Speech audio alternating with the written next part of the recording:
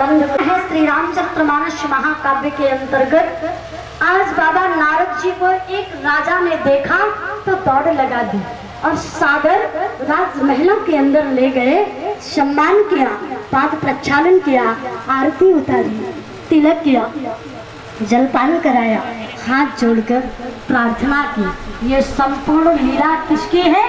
भगवान की। ये सारी की सारी माया का दर्शन किसका है? भगवान का, मायापति का। आज भगवान ने ये कौतुक कर दिया। शिवलिंग राजा की एक कन्या थी जिसका नाम था विश्वमोहिनी। शिवलिंग राजा ने हाथ जोड़कर के कहा किससे? बाबा नारद जी से, महाराज मेरी यह कन्या विवाह योग्य हो गई, कृपा करके आप तीनों लोकों का भ्रमण करते हैं, आपकी दृष्टि में इस कन्या के योग्य कोई सुंदर वर हो तो कृपा करके बताओ। और आज भी जब कोई सगाई संबंध करता है तो अपने संबंधियों से ऐसी चर्चा करते हैं कि भैया तुम तो सब जगह जाते रहते हो, जरा रिश्तेदारी में भी नजर डालते रहना, कभी कोई घर अच्छा हो तो हमारी लड़की सयानी हो रही है, अच्छी हो, संस्कारित हो, पढ़ी लिखी हो, सुंदर हो तो नजर डाले रहना, हम अपने लड़के का संबंध कर लेंगे।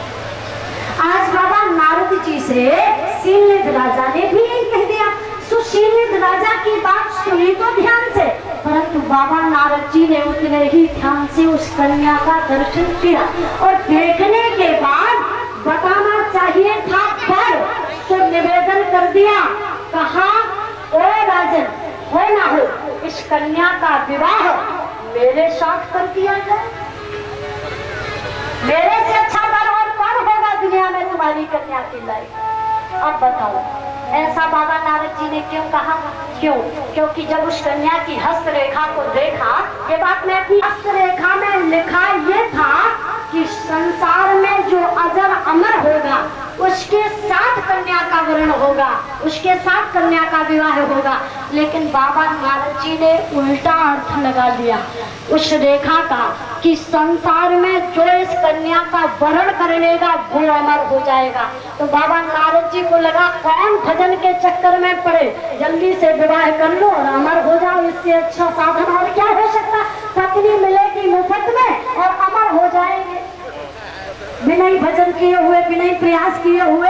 जब उल्टा विचार किया, लिखा क्या था उस कन्या की हस्तरेखा में, जरा पढ़े उस महामंत्र को, लिखा था कन्या का दर्शन कराया और अपनी सारी बात कह सुनाई।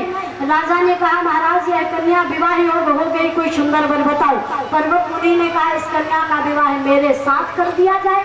जैसी कहा मेरे साथ कर दिया जाए तो अब समस्या उलझी कि सुलझी? बोलो उलझ गई ना। कन्या एक और विवाह के उम्मीदवार दो। अब किसके साथ विवाह करने का निर्णय एक पिता लो? सो पिता भी हैरान हो गया, चक्कर में पड़ गया, उलझन में पड़ गया। लेकिन उन्होंने कहा महाराज 1 माह के बाद आना। 1 महीने बाद स्वयंवर की डेट निश्चित हुई है।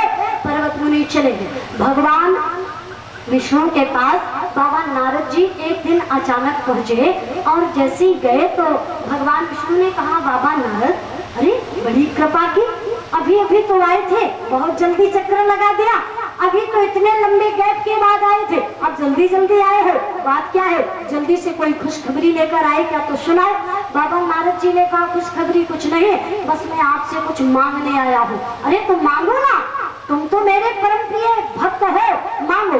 बाबा नारद जी ने कहा धन संपत्ति और कुछ नहीं चाहिए, मुझे तो बस आपकी थोड़ी सी सुंदरता चाहिए। अब जैसे ही कहा सुंदरता चाहिए तो भगवान खिलखिलाकर हंस पड़े। भगवान ने कहा बड़े अजीब से भक्त हैं आप, दुनिया के भक्तों ने अर्थ धर्म काम मोक्ष मांगा है पर तुमने इनमें से कुछ नहीं, केवल सुंदरता मांगी है। क्यों? क्या कोई बारात लग गई क्या? क्योंकि बारात में ही ज्यादा टिप-टॉप बन के जाता है व्यक्ति, उसी में ज्यादा सजने संवरने की जरूरत होती है, तो क्या बारात लग गई? बाबा नारद जी ने कहा बारात नहीं, अभी तो केवल गोदी भर के आया हूँ, गोदी डाल के आया हूँ, बस जल्दी से आप मुझे सुंदरता प्रदान कीजिए, काम बन जाएगा, बारात लग जाएगी। भगवान मंद मंद मुस्कुराए। बाबा नारद जी अभी भी होश में नहीं है, करना चाहिए कुछ। तो भगवान ने कहा ऐसा ही होगा, सुंदरता देंगे। अब देखो भाई, अपने लिए किसी से कुछ मांगो ही अच्छा है, पर दूसरों के लिए बुराई मांगो ये क्या अच्छी बात है? बोलो नहीं। बाबा नारद जी ने अपने लिए सुंदरता मांगी, ये ठीक था, पर पर्वत मुनि के लिए बंदर बन जाए वो ये मांग लिया। कहा प्रभु मुझे सुंदर बना देना, और पर्वत मुनि को काले मुंह वाला बंदर बना देना। भगवान ने कहा बंदर? कहा हाँ प्रभु। क्यों? क्योंकि बाबा नारद को लग रहा कि अगर दोनों ही सुंदर वहां पहुंच गए तो फिर कन्या भ्रमित हो जाएगी कि हम किसका वरण करें, इसलिए एक स्वरूपवान रहेगा और एक कुरूपवान रहेगा, तो अपने आप जल्दी से मेरा वरण कर सकेगी राजकुमारी। सो कहा पर्वत मुनि का मुँह कलुआ बंदर बना देना, काले मुँह वाला बंदर। भगवान ने कहा ऐसा ही होगा। नारद जी चले आए, पर्वत मुनि पहुंच गए, प्रणाम किया। अरे पर्वत मुनि आपका आगमन हुआ है? कहा हाँ प्रभु। क्यों? जल्दी बताओ। पर्वत मुनि ने कहा महाराज कुछ नहीं, आप मुझे कुछ ना दें, बस मुझे तो एक वचन दे दें कि आप नारद बाबा का मुँह लाल मुँह वाला बंदर बना देना। दो प्रजाति के बंदर होते ना, एक काले मुँह वाला और एक लाल मुँह वाला। जो काले मुँह वाला बंदर होता है उसकी बड़ी लंबी पूंछ होती है, उसे लंगूर कहते हैं, और एक लाल मुँह वाला बंदर होता है उसकी पूंछ जरा छोटी होती है पर बड़ा खतरनाक बंदर होता है। काले मुँह वाला बंदर केवल पूंछ से मारता है, काटता नहीं है, पर ये जो लाल मुँह वाला बंदर है इसका नाम है मरकट, ये मारता भी है और काटता भी है। सो कहा नारद जी का मुँह लाल मुँह वाला बंदर बना देना, और ये दोनों ही प्रजाति के बंदर अगर देखने हैं तो पहुंच जाना चित्रकूट धाम। पूज्य जगत गुरु रामानंदाचार्य भगवान जहाँ से पधारे हैं, कामतानाथ प्रमुख द्वार की जो परिक्रमा शुभारंभ होती है, तो आधी परिक्रमा में आज भी लाल मुँह वाले बंदर पलते हैं और आधी परिक्रमा में काले मुँह वाले बंदर पलते हैं। आपके गांव में भी मैंने शायद बंदर देखे, पर ये गौर नहीं किया कैसे बंदर है वो, पर है ये जरूर है कि यहाँ भी कौन सा गाँव है, राजा मुनि महात्माओं में से सबको छोड़कर तुम्हारा ही वरण करेगी। अच्छा ईमानदारी से बताओ, सुंदर बने बैठे कि बंदर बने बैठे? बने तो बैठे बंदर। और रुद्रगण क्या कह रहे हैं? कहा अरे आप तो इतने सुंदर लग रहे हैं, इतने सुंदर, ऐसे लग रहे हैं जैसे कि मानो साक्षात भगवान बैठे हो। अब नारद जी को लगा भगवान, तो नारद जी को लगा कि मैं भगवान से भगवान की ही सुंदरता मांगने गया था, भगवान ने लगता मुझे अपनी सुंदरता दे दी, तभी तो रुद्रगण कह रहे हैं कि मैं भगवान की तरह लग रहा हूँ। अच्छा प्रमाण क्या है कि भगवान की तरह?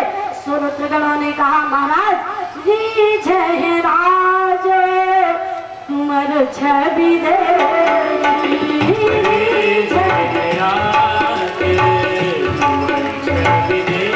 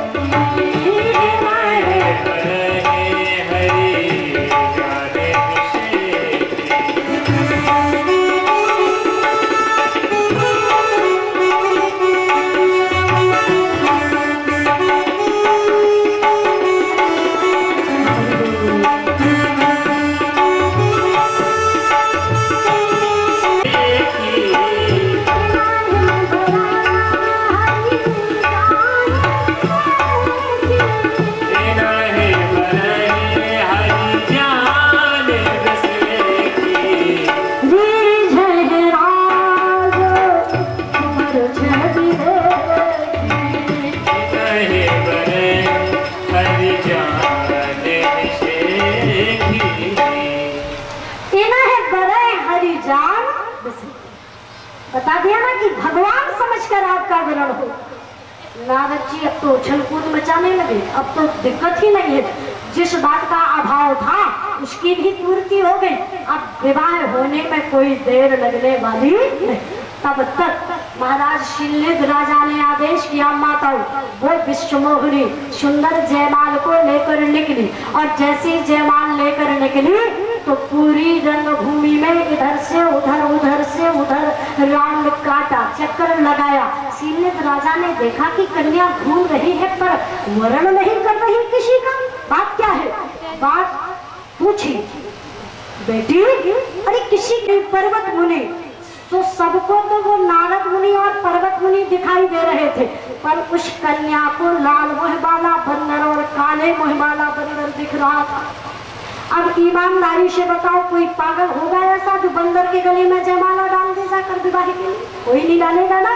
तो फिर कन्या कैसे डाल ले? कन्या ने कहा महाराज यहाँ एक लाल मुँह वाला बंदर बैठा है और दूसरा काले मुँह वाला बंदर बैठा, मैं किसको जयमाल डालूं? ठीक उसी सभा में चतुर्भुजी नारायण प्रकट हुए और विश्वमोहिनी ने उन्हीं के गले में जयमाला डाल दी। और जैसे ही जयमाला डाली, श्री हरि विश्वमोहिनी को लेकर चले गए। चतुर्भुजी नारायण भगवान की जैसे विश्वमोहिनी को लेकर गए तो देखे हुआ क्या, कहा तेरे हल ले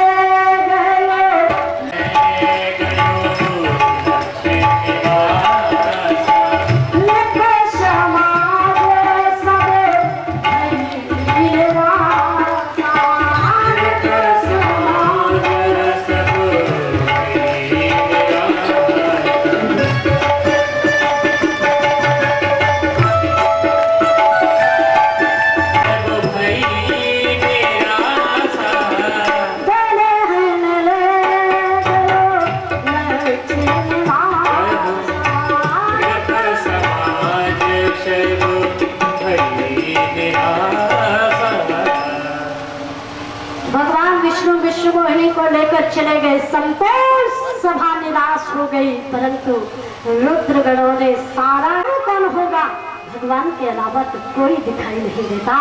जरा ध्यान देना, आज चले जा रहे हैं बाबा नारद, मैं साथ दे दूंगा या स्वयं अपने प्राण दे दूंगा। संसार में मेरी हंसी करा डाली इन्होंने। चले जा रहे थे तो देखें भगवान का दयालु हृदय, चाहते तो अपने वैकुंठ में ही उस राजकुमारी और लक्ष्मी जी के साथ विराजे रहते। बाबा नारद आज नहीं तो कल, कल नहीं तो परसों, परसों नहीं तो वर्षों में तो आ ही जाते। लेकिन नहीं, भगवान को लगा मेरे बाबा नारद को इस समय क्रोध है, क्रोध में कहीं और कोई मार्ग ना पकड़ ले, सबसे पहले मुझे पकड़ लेना चाहिए। बाबा नारद को मुझे वैकुंठ में नहीं बैठना चाहिए, चलना चाहिए और बाबा नारद को मार्ग में ही संभाल लेना चाहिए। जरा देखें, अगर आए भी थे तो भगवान मिले बाबा नारद जी को कहाँ मिले? बीता है पंथ, बीच रास्ते में मिले, बीच रास्ते में। अच्छा, मिलना ही था तो ईमानदारी से बताओ, अकेले मिल सकते थे भगवान, मिल सकते थे कि नहीं? और अगर दो लोगों के साथ जाना था तो लक्ष्मी जी के साथ मिल सकते थे, लेकिन नहीं, नारद जी का विवाह भी नहीं होने दिया, ऊपर से जी भी जलाने का काम किया। अकेले नहीं मिले, लक्ष्मी तो है ही साथ में, वो राजकुमारी भी साथ में लेकर आए हैं जिससे विवाह नारद जी करना चाहते। सोचो, जिससे नारद जी विवाह करना चाहते, जब उस राजकुमारी को अपनी आंखों के सामने किसी और के साथ देखेंगे, नारद जी को अच्छा लगेगा कि बुरा लगेगा? बोलो, बुरा लगेगा ना। उस समय क्रोध और प्रबल होगा। पर देखे भगवान मिले, कैसे मिले? कहा बीत है पंथ मिले बहन जानी,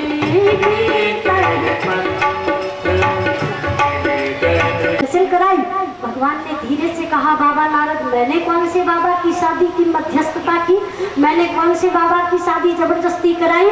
भगवान बाबा नारद जी ने कहा प्रभु, भोले बाबा नहीं चाहते थे पर आपने भोले बाबा का विवाह अपनी जबरदस्ती से कराया और मेरा विवाह जबरदस्ती से कैंसिल कराया। ये न्याय है कि अन्याय है? आप समदृष्टा कहलाते हैं, ये आपकी समदृष्टता है? आपने ऐसा क्यों किया? जवाब दो मुझे प्रभु, मैं आपके दरबार में सुंदरता मांगने गया था, आपन रूप दे प्रभु मोहि, लेकिन आपने मुझे सुंदर तो बनाया नहीं, ऊपर से बंदर बना दिया।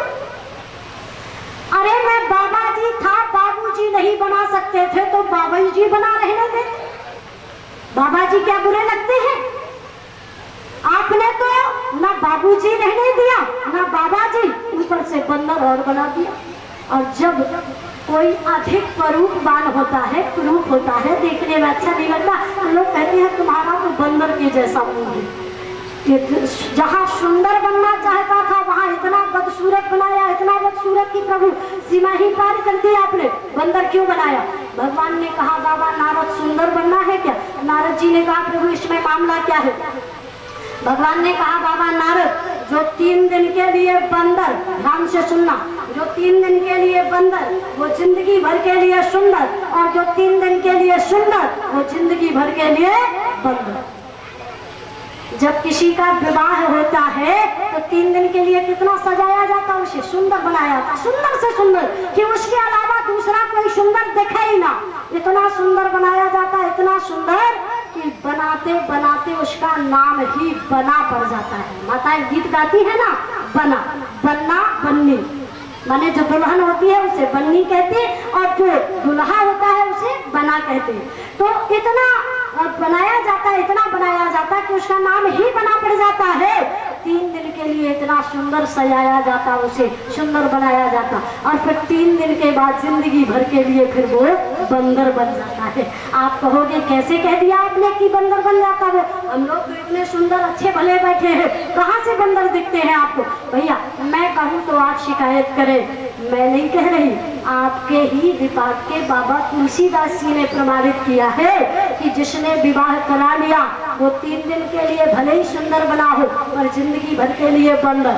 सो जिन लोगों का विवाह हुआ वो तो जिंदगी भर के लिए बंदर, और जो अटल बिहारी वाजपेयी, अब्दुल कलाम की तरह वो जिंदगी भर के लिए सुंदर। अब आप कहोगे जिन लोगों ने विवाह कराया वो सोच रहे होंगे हम फंस गए, पर जिन्होंने विवाह नहीं कराया वो सोच रहे होंगे जिंदगी भर तो पछताए, पर आज मौका मिला हमें, कम से कम हमारी बड़ाई आज तो हुई, आज का दिन हमारे लिए सबसे अच्छा हुआ। तो मैं निवेदन करना चाहती हूँ, ध्यान देना, जिन लोगों ने विवाह कराया वो कैसे बंदर हुए? तो जब विवाह कराया तो आपकी जिंदगी में हमारी बंदनीय माताएं आई, आई आई हो तो ऐसे करो, नहीं आई हो तो ऐसे करो। हम काय को कहे कि आई, कौन हमारे साथ है? हम तो अकेले आए थे, हमें तो यही मिली, आप लोगों के साथ आई। तो माताएं आई, अब आप बने और जिंदगी भर आपको नचाया। कैसे नचाया? कभी बच्चों की फीस नहीं है तो कभी बच्चों के कपड़े नहीं है, तो आजकल शादी ब्याह ज्यादा चल रहे तो कहेंगी हमारे कान की झुमकी नहीं है, तो हमारे हाथ के कंगन नहीं है, और तुम दौड़ते रहोगे बाजार के लिए, दौड़ते रहोगे मार्केट के लिए, नचते रहोगे। और स्वामी तुलसीदास जी महाराज ने स्पष्ट लिखा, क्या लिखा जरा ध्यान देना, नारी विवश नर सकल कुशाई, नारी विवश नर सकल